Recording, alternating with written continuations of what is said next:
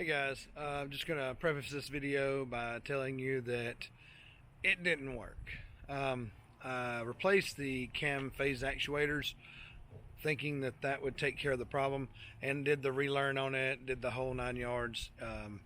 Did it right and everything, got the relearn done, and that didn't fix it. So the only other thing it can be is a cam phaser, and the more research I do on it, the more likely it is that it is the cam phasers, because it just seems to be a common thread with these JKs. So guys, when you buy a JK, just know that cam phasers are going to be an issue. It's not that big of a deal. Definitely you do have to pull the intake and everything like that, but I've got to do that anyway whenever I do my oil cooler, which is also a big thing with the JKs.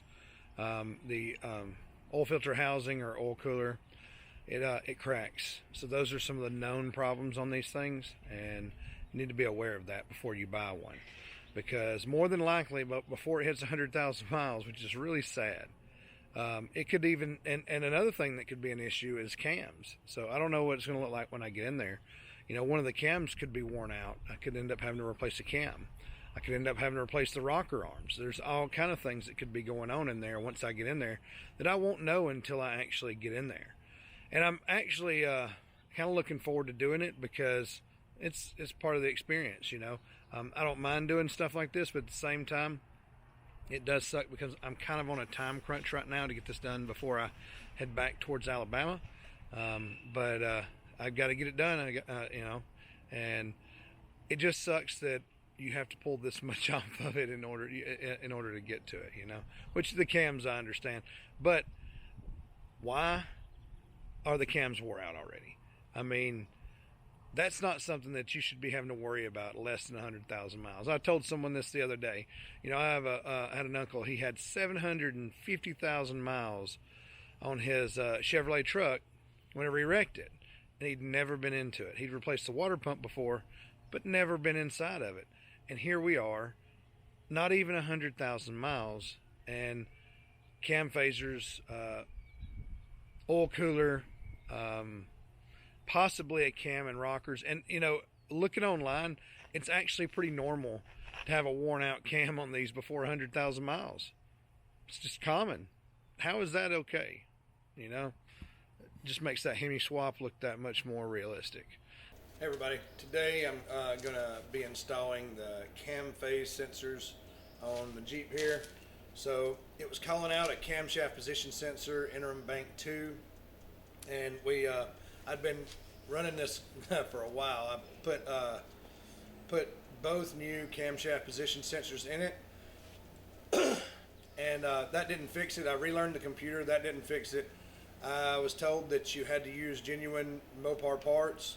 So I did that, put new camshaft position sensors in it, and relearned it, and relearned the throttle body, and that still didn't fix it. And so I was with my guys over at Lifestyle Garage, and they told me, said, if it doesn't fix it this time with the new sensors and the relearn on both, he said, call me, because I want to figure out what it is. He said, don't clear the codes, or clear the codes until you're on your way back, and then whenever it pops the code, don't clear it again. So that's what I did. I waited till I was coming home, and I can deal with the limp mode. And I didn't clear the codes. And when we got it back, he pulled the codes and everything. And he looked it all up, and he instantly figured out, which because putting in all the codes and everything, it kind of came up and told him. It didn't take him but like 5 minutes to figure it out. That's the benefit of having those softwares that can tell you that kind of stuff. But it is the camshaft position sensor, but it's not a camshaft position sensor. It is a cam phase actuator, which is on the front of the motor. And I went to the Chrysler dealership, and they said that it had 6 camshaft position sensors on it. I was like, 6? There's only 2. There's only 2. I've looked it up. Well, they call those on the front, those cam phase actuators, camshaft position sensors as well, when in actuality they're not. So they're cam phase actuators. But that's what the computer calls it. That's what they call it, So yes, it is a camshaft position sensor. So there's 2 on the front of each head, and we're going to be replacing the ones on the driver's side. And then we're going to go Monday and have it relearned again, and hopefully this takes care of all the problems, because as y'all know, I think I've told y'all in the past,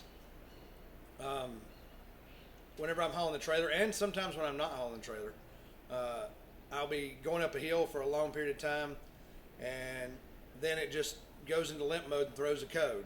And it's not like a full limp mode. I can still drive it. It's just limited on RPMs, and limited on power.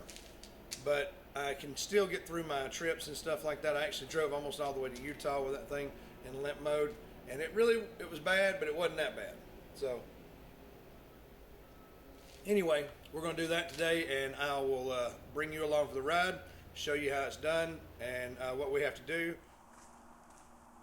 So the first thing we're going to do is we are going to take off this from the throttle body, the air intake from the throttle body. We're going to remove the top portion of it.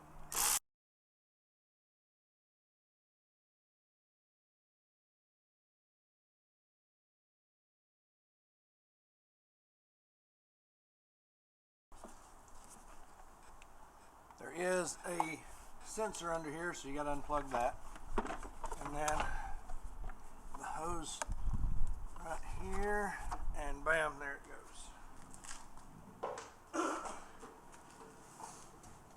So they're going to be like under here, so we're going to have to take this off, the intake, the throttle body off, and possibly a couple of brackets to get to it. Okay guys, so I want to give a better explanation of what the vehicle is doing. So basically, whenever I'd be going up a hill towing a trailer, and sometimes without, it would actually throw a check engine light and go into a limp mode that kind of gave it a reduced power. It would make it to where I couldn't turn over like 3,000, 3,500 RPM without it bogging the motor, reduce power, all kind of stuff. So this is an attempt to fix that. Okay guys? Guys, I don't know if you noticed that, but I didn't take that last one out. That first, this one right here, I didn't take it out all the way. That's so that I, if I'm down here and I do it, then I'm in an awkward position. But if I'm up here, I can just ease it out. Boom. There it is. Okay. So there's one, and then right here, so we can see it. We can't see the other one. We're gonna have to take this bracket. I don't know if y'all can see that. We're going to have to take this bracket off, and it's got 2 bolts here and 2 on the side here, and I do believe those are going to be a 10 millimeter. Everything has been, whoop, whoop.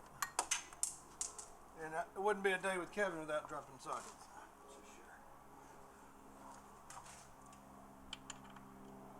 Yeah, so I believe everything to get to it's going to be a 10 millimeter or 5/16, which is nice. Yep. But to get to these, we're probably going to end up, I don't know, we might be able to get to it without the extension on it. But we may have to use a wrench on that one.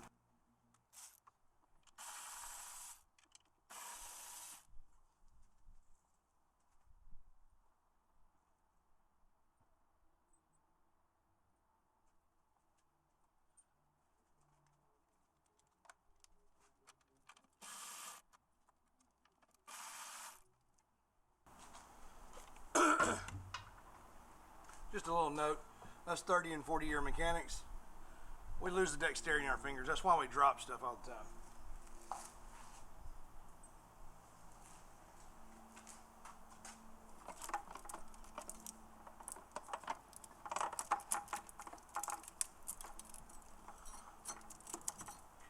Just going to kind of tuck that out of the way. So now we have got 3 torques on each one of those to get them out, but we've got a electrical connector on both of them, and I do believe I'm going to pull it before I pull that one off. I'll probably just pull them off after I pull up so I can get to it a little easier. We'll do them one at a time.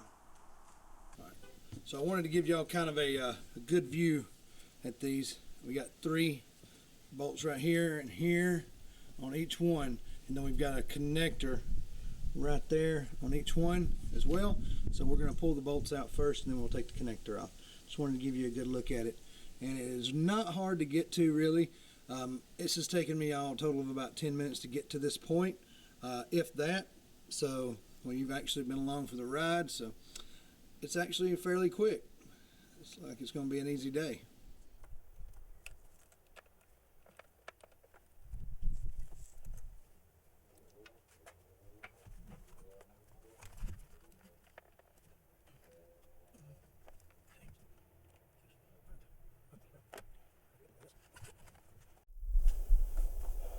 Okay guys, so on the top one right here, I think I got it zoomed in where you can see.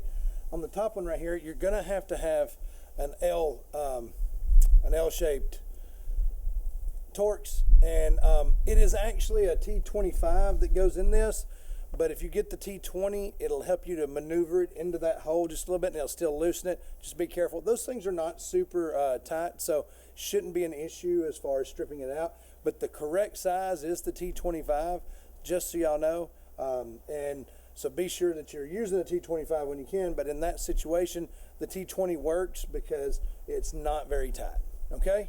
So we're gonna continue on with that, and I'm switching over. And always, like I said, always get your hard bolts first.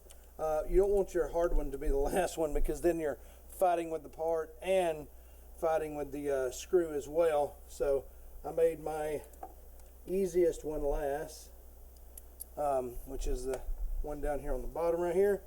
That one's the easiest one to get to. So boom, which fortunately it's not, I'm not having to fight with this part either. So there we are. That's all there is to it. We're going to take this off right here. Let's see here. There we are. And to get it off, all we do is we push the clip here and pull off, and there it is. Yes, this needs to go back into that. That's the seal for the actual sensor. So we're taking that off and putting it back in place. We're going to wipe it down a little bit and get it cleaned up a little bit. Don't want to go jerking on it too much, because you end up tearing it, but it shouldn't be much of an issue. We just want to clean it up a little bit, get that dirt off of it, because there was a good bit of dirt. And then I've got some oil right here. I'm just going to put a little oil on it to kind of make sure that it's lubed up a little bit. And there, yes, there's a channel there that it goes into. I hope I'm not. Oh,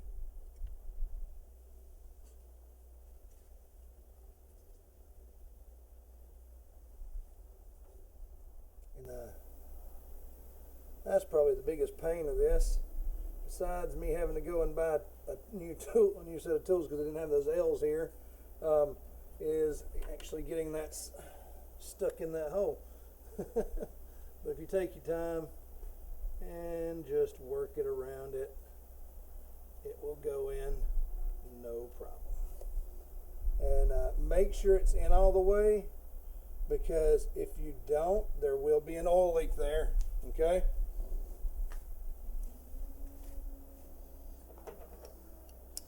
So now we've got the new one here. We're going to plug it in first, because that is the easier way to do it. There we are. And then we're going to put it in place. And here are our screws. We're going to get them started.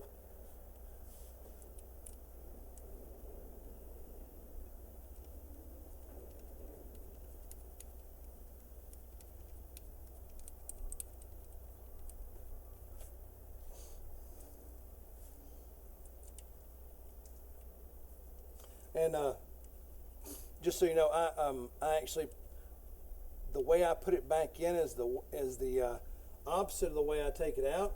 So I saved my hard one for last on that, because you're not there again. You're not fighting the part and the nut. Okay, when you get the first two lined up, it's going to line that hole up on the third one, and all you've got to do is get in there and tighten it down.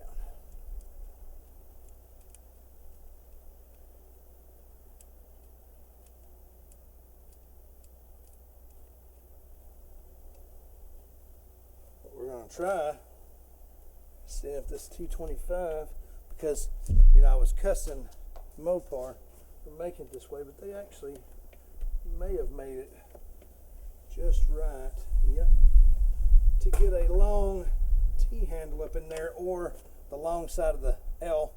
So I did get to use the correct one to put it back in.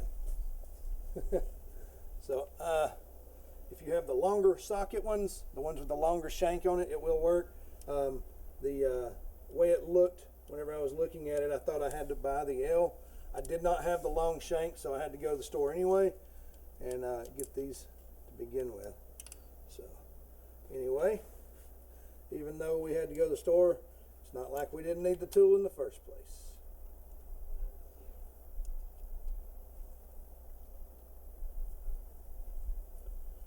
One thing you always need is more tools. Right. See here. Where did I put the one? So I'm actually going to give it a little bit more juice. I'm going to use that T20 to get up in there. Put a little bit more on it.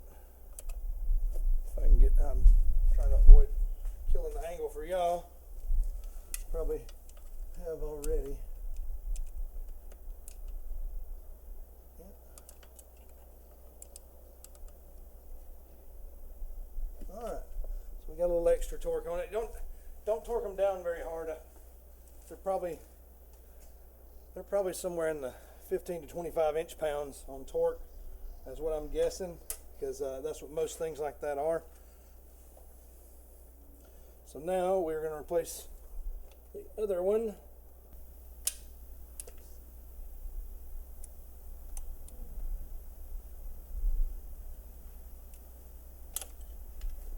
All right.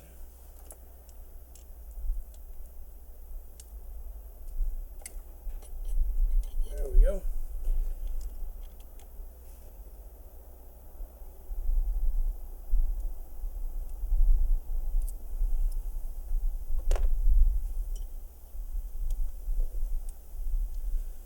None of these are really hard to get to on this one, because that once that bracket's out of the way, they're wide open. No big deal.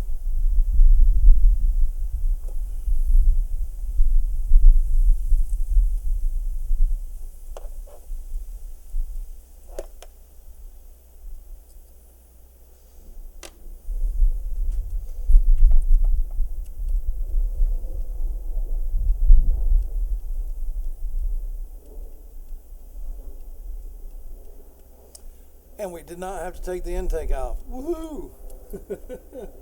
I was telling Mike when I was talking to him, if I'm going to take the intake off, I want it to be to fix that dadgum oil filter housing. I don't want to be taking that darn thing off for no reason, you know. There again, we're going to take that off. A little gasket off of there, put it back in that groove. And if I hadn't have had to go to the store to get a set of wrenches, it's about a 30 to 45 minute job, like legit, with getting the tools out, the whole 9 yards. It's probably going to take about 30 to 45 minutes for your average person. Just do yourself a favor. Don't try to wiggle your way in. Just go ahead and take off what needs to be taken off.